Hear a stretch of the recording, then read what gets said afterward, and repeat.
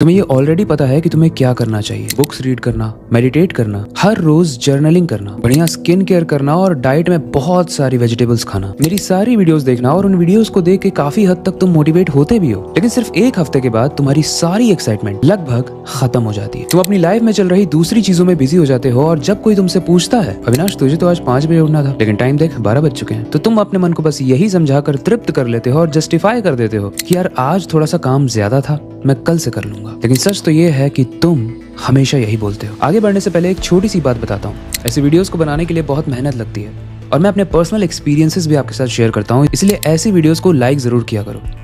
और लाइक मेरे लिए या वीडियो के लिए नहीं, बल्कि अपने YouTube फीड को क्लीन रखने के लिए, ताकि तुम्हें इस तरीके के और कंटेंट YouTube सजेस्ट करे, ना कि क्रिंज जिस तरीके की तुम्हारी लाइफ हो रही है। लेकिन ऐसी वीडियोस भी बहुत कम ही लोग देख पाते हैं, क्योंकि आजकल अटेंशन स्पैन और अपने अटेंशन पर कंट्रोल बहुत कम लोगों के पास है।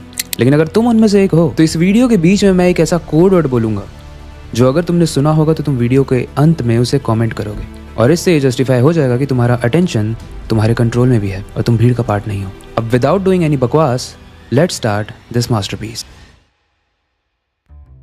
देखो, ये जो प्रॉब्लम मैं आपके साथ डिस्कस करने वाला हूँ, ये कोई सरफेस लेवल प्रॉब्लम नहीं है, बल्कि ये खुद की लाइफ को ना कंट्रोल कर पाने की प्रॉब्लम है। और इसकी शुरुआत होती है तुम्हारे दिमाग से। देखो, जब इंसान का एवोल्यूशन हुआ तो उसके दिमाग को एक बहुत इंपॉर्टेंट टास्क दिया गया कि जिस शरीर में तुम हो उस शरीर को तुम्हें कंफर्टेबल रखने के लिए जो करना पड़े तुम वो करो। इसीलिए एवोल्यूशन का पार्ट कभी पैसा और डिस्कम्फर्ट रहा ही नहीं है, और यही रीजन है कि इन चीजों को अचीव करना और अपने अंदर लाना बहुत मुश्किल है। इस एग्जांपल से समझो कि जब भी तुम्हें कोई बहुत इंपॉर्टेंट या मुश्किल टास्क करना होता है तो तुम्हारा दिमाग उस चीज को टालना चाहता है, लेकिन जब तुम उस काम को नहीं करते हो तो तुम्हें और बुरा फील होता है। रिलेटेबल लग रहा है, राइट? लेकिन पता है, जब तुम्हें वो इंपॉर्टेंट काम स्किप किया और तुम्हें जब बुरा लगता है तो तुम्हारा दिमाग उसका भी एक एंटीवायरस लेके आता है। उस बुरी लग रही फीलिंग को, उस गिल्ट वाली फीलिंग को न्यूट्रलाइज करने के लिए तुम्हारा दिमाग कहता है थोड़ी देर यार और मजेदार काम कर लेता हूँ, थोड़ी देर स्क्रॉल कर लेता हूँ, क्या ही हो जाएगा। और धीरे धीरे तुम उस गिल्ट को और उस बुरी फीलिंग को भी भूलने लगते हो जो तुम्हें काम ना करने से आई थी। सोचो वो तुम्हारे लिए कितनी ज्यादा इंपॉर्टेंट थी। देखो, ऐसा नहीं है कि तुम्हारे पास कोई डिसिप्लिन या किसी मोटिवेशन की कमी है, बल्कि डिसिप्लिन और मोटिवेशन तो तुम्हारे अंदर भरी मात्रा में है, लेकिन तुम्हारे पास एक चीज की कमी है, और वो है एक स्ट्रक्चर की। क्योंकि भैया तुम्हारा जो स्ट्रक्चर है ना, वो किसी भी मोटिवेशन को, किसी भी डिसिप्लिन को बहुत टेम्परेरी तरीके से होल्ड करता है, परमानेंट नहीं। ऐसा समझो कि मोटिवेशन एक चल रही तेज हवा के बीच में जलती हुई कैंडल के फ्लेम की तरह होता है, जिसे जलाए रखने के लिए कॉन्स्टेंटली तुम्हें उसे प्रोटेक्ट करना पड़ता है। लेकिन गुड न्यूज ये है कि इस वीडियो में मैं तुम्हें 4 ऐसे प्रैक्टिकल तरीके बताने वाला हूँ, जिस फ्रेमवर्क को अगर तुमने अच्छे से सुन लिया और नोट डाउन कर लिया तो तुम उस मोटिवेशन को और उस डिसिप्लिन को हमेशा के लिए परमानेंट तरीके से प्रोसेस कर पाओगे, कैच करके रख पाओगे और अपनी लाइफ में इंप्लीमेंट कर पाओगे। देखो, वैसे तो मैं तुम्हें 4 स्टेप्स बताने वाला हूँ, लेकिन हो सकता है कि वीडियो थोड़ी सी लंबी हो जाए, और अगर वीडियो बहुत ज्यादा लंबी होने लगेगी तो मैं इसको 2 पार्ट में डिवाइड करूंगा। एक पार्ट तो ये होगा और दूसरा पार्ट एडिट करके मैं नेक्स्ट वीक लाऊंगा। अब तुम्हें मैं इसी फ्रेमवर्क के 4 फेजेस से गुजारता हूँ। पहला फेज है कैच द स्पार्क। आग जलने की शुरुआत होती है एक चिंगारी से, यानी सबसे पहले तुम्हें किसी चीज में इंटरेस्ट आता है। अब मान लो इंस्टाग्राम पे तुम एक फिटनेस मॉडल को देखते हो जो कि बहुत बढ़िया पोज कर रहा है, उसकी बहुत अच्छी बॉडी है, या फिर YouTube पे तुम कोई टेड टॉक सुनते हो जो तुम्हें बहुत ज्यादा इंस्पायर करते हैं। अब तुम्हारा मन करता है कि यार कितनी अच्छी बॉडी है, काश मेरी भी ऐसी बॉडी होती, या फिर कितना कूल है यार, वो स्टेज पे जाके बोल रहा है और 10 लोग उसके लिए तालियां बजा रहे हैं, और क्या गजब का कॉन्फिडेंस है इस बंदे में, काश मेरे अंदर भी होता। अब एग्जैक्टली इस समय पर तुम्हारे दिमाग में 3 बड़े बदलाव हो रहे हैं। सबसे पहला, तुम्हारा वेंट्रल टेंजेंटमेंट एरिया एक्टिव हो रहा है, जो इस काम से जुड़े हुए रिवॉर्ड्स को प्रेडिक्ट करता है, और अगर तुम इस टेम्परेरी मोटिवेशन को एक्शन में कन्वर्ट करते हो तो तुम्हें क्या रिवॉर्ड मिलता है। यहाँ से तुम्हारे दिमाग ने रिवॉर्ड सिस्टम को प्रेडिक्ट किया। दूसरा पार्ट जो तुम्हारे दिमाग का एक्टिवेट होता है वो है न्यूक्लियस एक्यूम्बेंस। देखो, पढ़ा लिखा मैं भी नहीं हूँ, लेकिन पूरी कोशिश कर रहा हूँ तुम्हें समझाने की, और उसके लिए मैं पढ़ रहा हूँ, तो वीडियो को लाइक जरूर कर देना। अब ये न्यूक्लियस एक्यूम्बेंस क्या करता है, आपको इसी टेम्पररी मोटिवेशन पर एक एक्शन लेने के लिए मोटिवेट करता है, और इसके लिए वो आपका डोपामिन रिलीज करता है। इसके बाद आते हैं हमारे दिमाग के सबसे बड़े भैया, जिनका नाम है प्री फ्रंटल कॉर्टेक्स। इस काम को बढ़िया से एनालाइज करके ये डिसाइड करता है कि इस काम पे कितनी ज्यादा एनर्जी लगने वाली है, और जितनी एनर्जी इस पे लगेगी क्या वो वर्थ इट है। अगर अभी कॉम्प्लेक्स लग रहा है तो वीडियो को एंड तक देखो, तुम्हें पूरा अच्छे से समझ में आ जाएगा, ऐसी वीडियो आज तक नहीं देखी होगी। लेकिन पता है, इन 3 चीजों के बाद एक प्रॉब्लम जनरेट होती है, क्योंकि क्या करना है ये आपको पता चल गया, उसको करने की मोटिवेशन भी आ गई, उसका रिवॉर्ड सिस्टम भी पता चल गया आपको, लेकिन फिर आता है फेलियर का डर। एक डर कि अगर मैं फेल हो गया तो, अगर लोग मुझे ये करते हुए देख लिया और उन्होंने जज कर लिया तो। और इसके बाद आपके दिमाग के गुतिया और गुतनी एक्टिवेट होते हैं। ये हमारे बिहार का टर्म है, यानी वो लोग जो आपका अच्छा कभी नहीं सोच सकते, और इसे कहते हैं एमिगडाला। ये एमिगडाला ही वो रीजन है जिसकी वजह से 99% लोग कोई भी काम शुरू जब करते हैं, चाहे वो YouTube हो, चाहे क्रिएटर बनना हो, चाहे कोई बिजनेस स्टार्ट करना हो, चाहे कोई भी इनोवेटिव आइडिया हो जिसे आप इस्टेब्लिश करने की सोच रहे हो, उसे ये तहस नहस कर देता है। और इस ईविल का नाम है, इस शैतान का नाम है एमिगडाला। देखो ये तो तुम्हें पता ही होगा कि मोटिवेशन के साथ एक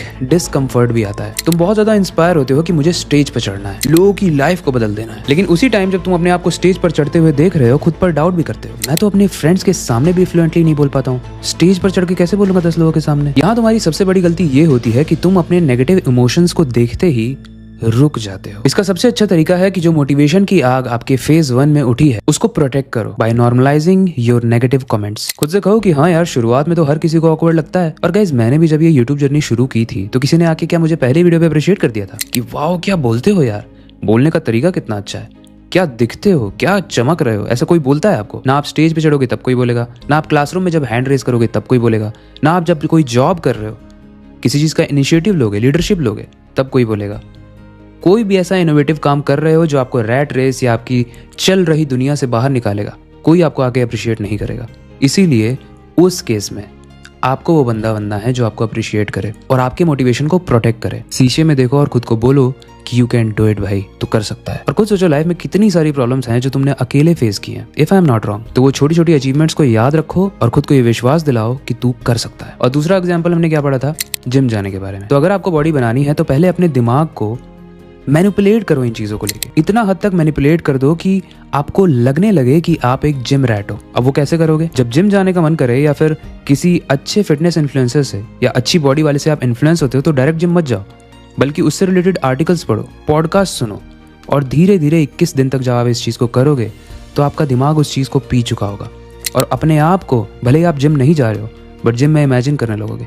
और गाइस, जब ऐसा होने लगे तब आप जिम ज्वाइन करो, आप कभी नहीं छोड़ोगे। पता है ऐसा क्यों होता है? क्योंकि ओवर द टाइम आप उसी चीज से अगर एक्सपोज रहते हो तो आपको जो फियर वाला सेंटर होता है ना, वो शांत होने लगता है। और पता है, प्रोटीन किसी को पीना अच्छा नहीं लगता, या फिर सप्लीमेंट्स खाना, या फिर वो उबला हुआ खाना खाना, या फिर लेस टेस्टी खाना खाना, लेकिन उस टेस्ट को डेवलप करना पड़ता है और वो हर जिम रैट कर पाता है। क्यों? क्योंकि वो अपने फियर सेंटर को काम डाउन कर चुका होता है। समझो इस चीज को, अगर हम अपने दिमाग से जुड़े हुए किसी भी काम के डाउन साइड को हटा देते हैं तो हमारे पास सिर्फ एक ही चॉइस बचती है और वो है अपसाइड। ये आइडिया आपको कंसिस्टेंट रखने के लिए बहुत ज्यादा पावरफुल है। एंड सच बताऊं तो मैं भी इस आइडिया को फॉलो करता हूं। जब भी कोई ऐसा काम है जो मुझे अनकंफर्टेबल फील कराता है, लेकिन वो जरूरी है मेरी ग्रोथ के लिए, मेरी फैमिली के लिए, मेरे फाइनेंशियल कंडीशन के लिए, तो मैं उस काम को बस करता रहता हूँ एंड तब तक करता रहता हूँ जब तक मैं उसे नॉर्मलाइज ना कर दूं। एक काम जो आपके लिए बहुत डिफिकल्ट है उसको इतनी ज्यादा शिद्दत के साथ करो, इतनी ज्यादा मेहनत के साथ करो और इतना नॉर्मलाइज कर दो कि उसके बाद अगर उस काम को छोड़ने की गलती भी करो, जैसे जिम, वीडियोस बनाना, पढ़ाई करना, कुछ भी, तो तुम्हारा दिमाग पागल हो जाए ड्रग की तरह कि मुझे वापस से वही मेहनत करनी है, मुझे वापस से वही चीज फील करनी है जो मैं अभी फील कर रहा था वो मेहनत करने के बाद। ये पावर है इस आइडिया की। देखो, जैसे ही आप अपने पेन को नॉर्मलाइज कर लेते हो तो आपका दिमाग, जब आप किसी भी चीज से मोटिवेट होते हो तो उसे करने से डराता नहीं है, क्योंकि आपके दिमाग को ये समझ में आ चुका है कि अगर मैं कोई भी चीज करूंगा तो उसका कोई डाउन साइड होगा ही नहीं। ये मेरी एक इन्वेस्टमेंट होगी, एक फेलियर नहीं। और अगर ये सक्सेसफुल हुआ तो इसका रिटर्न बहुत ज्यादा होगा। And then there will be no friction between you and the work you want to do. Since आप में से मैक्सिमम लोग स्टूडेंट्स हो, इसलिए आपके दिमाग में पॉजिटिव और नेगेटिव इन दोनों ही चीज की फाइट ऑलमोस्ट हर सिचुएशन में रहती होगी। 11th में कौन सा कोर्स चूज करूं, जिसे स्पोर्ट्स में अच्छे हैं उसे परस्यू करें या फिर आगे की स्टडी पर फोकस करें। 12th के बाद क्या करें, कौन सा कोर्स करें और सबसे इंपॉर्टेंट कौन सी यूनिवर्सिटी से करें। अच्छा देखो, 3 इडियट्स तो हम सब नहीं देखी होगी। उसके 2 फेमस कैरेक्टर्स भी हमको याद होंगे। एक रैंचो जो टॉपर नहीं था लेकिन स्मार्ट था, और दूसरा चतुर जो टॉपर तो था लेकिन स्मार्ट नहीं था। और इस मूवी में रैंचो एक ही एटीट्यूड से चलता है, all is well and always look at the positive side. Basically Rancho life में प्रैक्टिकल सोचने वाला बंदा था। तो रैंचो जैसा स्मार्ट होने के लिए इंस्टीट्यूशन भी स्मार्ट होना चाहिए। तो मैं सोच में पड़ गया कि ऐसा सच में कोई इंस्टीट्यूशन है जो रैंचो जैसे बच्चों को नर्चर करता हो। इस पर मैंने जब काफी रिसर्च की तो मुझे कुछ कॉलेज और यूनिवर्सिटीज के बारे में पता चला, लेकिन उनमें से सबसे एक्सेसिबल है GLA यूनिवर्सिटी। इनके प्रोग्राम एंड इनके कोर्सेज काफी ज्यादा अमेजिंग है। इनका मेन कैंपस मथुरा में है, लेकिन अभी नोएडा में भी इनका एक नया कैंपस बना है with special focus on learning based industry experience. और यहाँ आप प्रैक्टिकल तरीके से काम करना भी सीखते हो, जस्ट लाइक रैंचो। यहाँ पर स्मॉल बैचेस हैं, यानी personalised attention. Industry sponsored hackathons हैं जहाँ पर आप स्क्रैच से कोडिंग सीख सकते हो। यहाँ का करिकुलम 100% इंडस्ट्री ड्रिवन है और यहाँ सिर्फ प्रोफेसर ही नहीं बल्कि इंडस्ट्री के बड़े बड़े एक्सपर्ट्स भी इन्वॉल्व होते हैं, वो भी आपके साथ। ये NAAC A+ एक्रेडिटेड है और अगर नहीं पता तो बता दो, इंडिया में सिर्फ टॉप टियर यूनिवर्सिटीज को ही मिलता है ये batch. And guess what, all India rank 44th and private universities में नंबर 2 पर in UP in Times Higher Education ranking 2025। अब कितनी तेजी से बदल रही है दुनिया, हर दिन नया इनोवेशन हो रहा है। ML से लेकर AI तक, इलेक्ट्रिक कार से लेकर रॉकेट्स तक। उसी तरीके से हमें कोर्सेज भी फ्यूचर फ्यूचर प्रूफ करने चाहिए, राइट? और इनके कोर्सेज भी कुछ ऐसे ही हैं। अब जैसे BTech in CSC with AI and ML, BCA in data science and offline में EV, manufacturing and biotech related courses भी हैं जो फ्यूचर के लिए भी आपको रेडी करते हैं। अब देखो जीएलए में ऑनलाइन कोर्सेज भी हैं जैसे MBA, BBA in business analytics, BCA, MCA, BCom and हर स्टूडेंट के लिए फ्लेक्सी मॉडल्स जहां आप अपनी कन्वीनियंस में पढ़ाई करके अपनी स्पीड से ग्रो कर सकते हो। और क्या फायदा, आप किसी भी यूनिवर्सिटी से डिग्री ले लो, अगर उनकी प्लेसमेंट ही वीक हो। जीएलए यूनिवर्सिटी में 86% कैंपस प्लेसमेंट्स है और 3000 प्लस ऑफर्स पिछले बैच में एंड ओवरऑल 6.3 एलपीए की एवरेज सैलरी। और यही नहीं, अमेजॉन एंड माइक्रोसॉफ्ट जैसे जायंट्स भी यहाँ के ग्रेड्स देखकर हायर करते हैं। सोचो क्या ही लेवल की ऑथेंटिसिटी है। इसलिए सिर्फ सोचो मत, एक्शन भी लो और चतुर नहीं रैंचो बनो। और उसके लिए विजिट करो online.gla.ac.in या फिर gla.ac.in। और अगर मैनुअली विजिट नहीं करना है तो link pinned comment and description में होगी, वहां से जाके चेकआउट जरूर करना। अब आते हैं मेन वीडियो पे। पता है आपके शरीर में एक मसल है जो किसी भी खराब सिचुएशन को सुधार भी सकती है और किसी भी अच्छी सिचुएशन को एक जंग में बदल सकती है। एनी गेसेस वो कौन सी मसल है?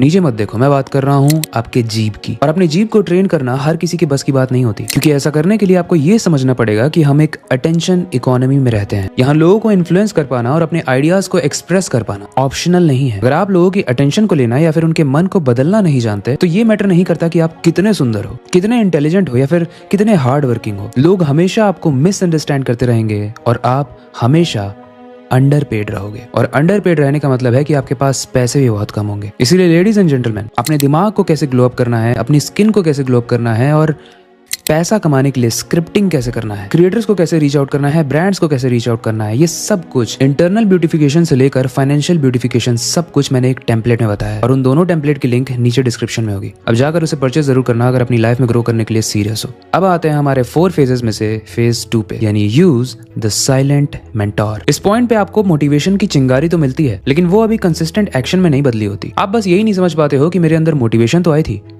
लेकिन मैं रुक क्यों गया। लेकिन यहाँ पर आपकी सबसे बड़ी गलती ये होती है कि आपको ये लगता है कि आपके अंदर विल पावर की कमी है, या फिर कई बार तो आप ये भी बोलते हो कि शायद मैं बहुत लेजी हूँ। लेकिन ये सिर्फ एक सरफेस लेवल की समझ है। असली प्रॉब्लम तो ये है कि आपको डिसिप्लिन को बिल्ड करने में प्रॉब्लम आती है, क्योंकि आप एक नया काम शुरू कर देते हो अपने पुराने वर्जन में, यानी खुद को बिना इन्वेंट किए नए वर्जन में। देखो, अगर आपको नई जिंदगी बनानी है तो अपने पुराने वर्जन को मार देना पड़ेगा। इस चीज को अच्छे से समझते हैं। जब आप कोई भी नई चीज करने जा रहे हो, जैसे जिम जाना, नए बिजनेस आइडिया पर काम करना या फिर एक कॉन्फिडेंट स्पीकर बनना, ये सिर्फ एक नई हैबिट नहीं होती है, ये एक नई आइडेंटिटी भी होती है। ये आपके लिए एक नया चैलेंज होता है। आपको कंसिस्टेंटली वो काम करना होता है जो करने के लिए अभी तक आप ट्रेंड नहीं थे, क्योंकि अभी तक आप लेट उठते थे, आप लेजी थे, आप दोस्तों के साथ टाइम वेस्ट करते थे, आप पढ़ाई नहीं करते थे, आप पॉर्न देखते थे, मास्टरबेट करते थे और न जाने क्या दुनिया भर की सारी वाहियात चीजें करते थे। लेकिन नए वर्जन में आप कॉन्फिडेंट तरीके से चलते हो, आपका ड्रेसिंग सेंस अच्छा हो चुका है, आप ग्लो अप कर चुके हो, आपके पास पैसे हैं, आपके पास ये नॉलेज है कि किसके साथ कैसा बिहेव करना है। और मैं क्यों कह रहा हूँ कि आपको अपने पुराने वर्जन को मारना पड़ेगा, क्योंकि जब भी आप नया काम, नया हैबिट स्टार्ट करना चाहते हो तो आपका सबकॉन्शियस माइंड आपसे एक चीज पूछता है। वो डाउट करते हुए आपसे पूछता है कि क्या मैं वाकई में ये इंसान हूँ जो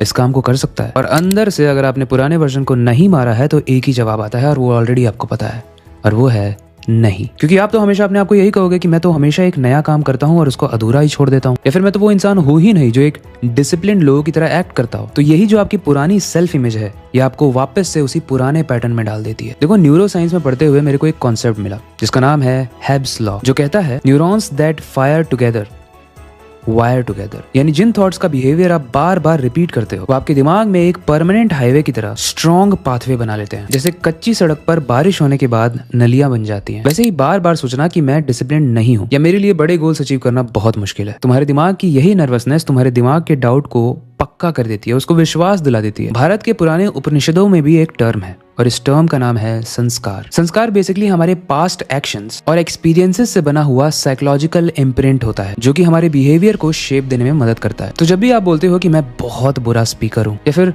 लोग हमेशा मुझे चीट ही करते रहते हैं, इस वक्त में आप अपने बुरे संस्कारों को और ज्यादा पक्का कर रहे हो और खुद को वीक। हर नए रेजोल्यूशन में, हर बर्थडे में आप नए गोल्स तो बनाते हो, लेकिन आपके पुराने संस्कारों से बनी हुई आइडेंटिटी आपको वापस से उसी सिचुएशन और वैसे ही लोगों के बीच फंसा देती है। वैसे लोग जो उन संस्कारों को मैच करते हैं जो आपका पास्ट है। और ये मैं ऐसे ही नहीं कह रहा हूँ, 2019 में एक स्टडी की गई थी 80 लोगों के ऊपर। स्टडी में ये देखा गया था कि वो किस काम को प्रायोरिटी देते हैं और खुद को कैसे डेवलप होते हुए देखते हैं। और तब पता चला कि इंसान के बिहेवियर्स की फ्रीक्वेंसी डायरेक्टली रिलेटेड होती है उनके ट्रू सेल्फ से। आसान शब्दों में बोलूं तो आप वही काम करते हो जो आपकी पहचान से जुड़ी होती है। इसीलिए इस वीडियो के फेज 2 में जो मोटिवेशन आपको आता है उसको बड़ा बनाने का सबसे आसान तरीका है वैसे लोगों के साथ कनेक्शन बनाना जो आपकी फ्रीक्वेंसी से मैच करे, लेकिन पुराने वर्जन की नहीं, नए वर्जन की। आपने वो तो सुना ही होगा, जैसे एनवायरमेंट में आप रहोगे वैसे ही आप बन जाते हो। हल्का सा अगर रिवाइंड करें तो फेज 1 में हमने समझा कि किस तरीके से आप अपने आप को एक्सपोजर देते हो नए काम करने के लिए, और फेज 2 में हमने समझा कि किस तरीके से आप और ज्यादा एक्टिव बन सकते हो अपनी पुरानी आइडेंटिटी को मारकर और नई आइडेंटिटी को जन्म देकर। अब सिंपल से एग्जांपल से समझते हैं। जैसे आपका आइडियल एक मेल है जो बहुत ज्यादा सक्सेसफुल है, जो बहुत ज्यादा डिसिप्लिन्ड है,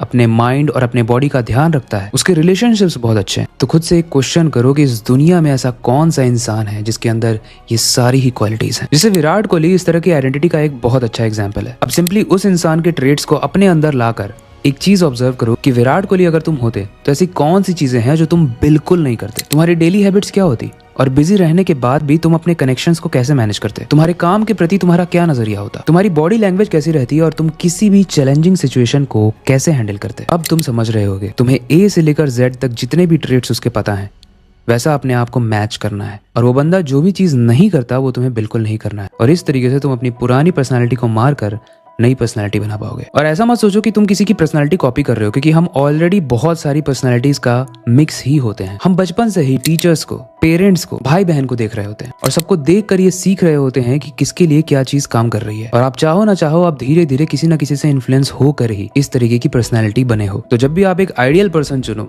और उसकी पर्सनालिटी को खुद के अंदर लाना चाहो तो ये मत सोचो कि मैं बस किसी को कॉपी कर रहा हूँ। ऐसा सोचो कि वो एक मीडियम है जिसके थ्रू मैं अपनी एनर्जी को मैनिफेस्ट कर रहा हूँ। ऐसे समझो कि बहुत सारी क्वालिटीज होती हैं, और आपका कोई भी आइडियल हो वो किसी भी क्वालिटी को ओन नहीं करता है, खरीदा नहीं हुआ है किसी ने, या फिर उसका कोई पेटेंट नहीं किया हुआ है। तो जब भी आप किसी इंसान की अच्छी क्वालिटी को मिमिक करने की कोशिश कर रहे हो तो आप उस इंसान को कॉपी नहीं कर रहे। अगर आप शाहरुख खान को देखते हो और देखते हो कि यार ये तो बोलता बहुत अच्छा है, I want to speak like him, या फिर केनोर मैकग्रेगर अपने आप को कैरी बहुत अच्छे से करता है, तो मुझे अपनी बॉडी लैंग्वेज वैसी बनानी है। तो जब भी आप इन लोगों को डीकंस्ट्रक्ट करके उनका एक एक बिहेवियर अपने अंदर इम्प्रिंट करने लगते हो तो आप कॉपी नहीं कर रहे हो बल्कि आप एक नेक्स्ट वर्जन बन रहे हो। तो देखो अभी कैमरा बंद हो गया है, तो अब आगे की रिकॉर्डिंग बंद करते हैं और पार्ट 2 के लिए वेट करते हैं। अगर आप लोगों को ये वाला पार्ट अच्छा लगा है तो कमेंट ज़रूर करना पार्ट 2, ताकि मुझे समझ में आए कि ये वीडियो आपको पसंद आई है और इस वीडियो से ऐसा लग रहा है कि आपके अंदर चेंजेस आएंगे। और अगर आपको लग रहा है ना कि इस वीडियो को देखने के बाद आपके अंदर चेंजेस आएंगे, तो ऑलरेडी तुम अपने अंदर एक इफेक्ट को इम्प्रिंट कर रहे हो, और उस इफेक्ट का नाम होता है बैटमैन इफेक्ट। और अगर वो इफेक्ट तुम्हारे अंदर आ रहा है तो ऑलरेडी तुम्हें वो सीक्रेट कोड पता है जिसकी बात मैंने स्टार्टिंग में की थी। यानी इस वीडियो को अगर तुमने यहाँ तक देखा है तो कमेंट में बैटमैन लिखकर जरूर जाना। बाकी अपने आप को फाइनेंशियल तरीके से सुधारने के लिए और ग्लो अप करने के लिए नीचे दी गई टेम्पलेट्स को जरूर चेकआउट करना, ये आपकी बहुत हेल्प करेंगे। तो टारगेट लेते हैं 2000 कमेंट्स का विथ पार्ट 2, और आप देखोगे इसका नेक्स्ट पार्ट आंख झपकने से भी पहले। बाकी वक्त आ चुका है इस वीडियो को एंड करने का और नई वीडियो पर काम शुरू करने का, लेकिन जाने से पहले मैं बस एक ही चीज़ कहना चाहूँगा, अपनी क्यूरियोसिटी को डाय मत होने देना, नई चीज़ें सीखते रहना। मिलते हैं अगली वीडियो में, और ये सेटअप कैसा लगा कमेंट सेक्शन में ज़रूर बताना।